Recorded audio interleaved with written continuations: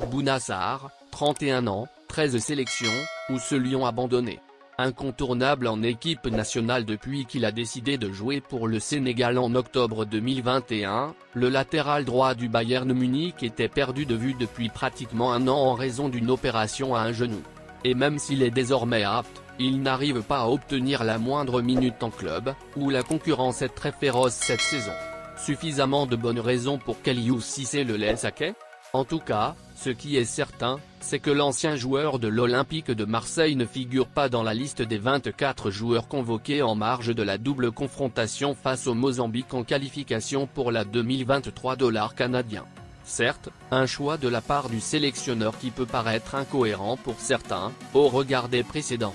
Quelques heures donc après la publication de ladite liste, le champion d'Afrique a posté une photo avec un message plus qu'énigmatique sur son profil Instagram.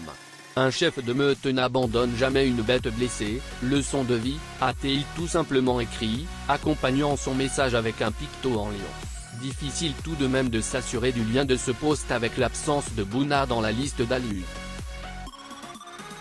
Que c'est dur ce retour de Moussa Niakhaté. Les Triquitries étaient à quelques minutes de conserver le match nul avant une faute de main inexplicable du défenseur sénégalais, sanctionné d'un pénalty. Pourtant tout était bien parti pour assister à une belle soirée au City Ground. Bousculés d'entrée de match, les hommes de Steve Cooper ont dû laisser l'orage Magpie passer avant de piquer au bon moment. Sur une action anodine, André Ayew déclenche le pressing sur Botman qui envoie une mauvaise passe à son gardien. Le ballon est intercepté par Emmanuel Dennis qui se joue du gardien avant de marquer dans les buts vides, 1-0. Nottingham prend les devants mais va continuer à faire le dos malgré la multiplication des occasions de Newcastle. À la 36e, Longstaff trouve même le poteau de Keylor Navas. La paire défensive formée par Niakhaté et Felipe Vassilme ne cède toujours pas.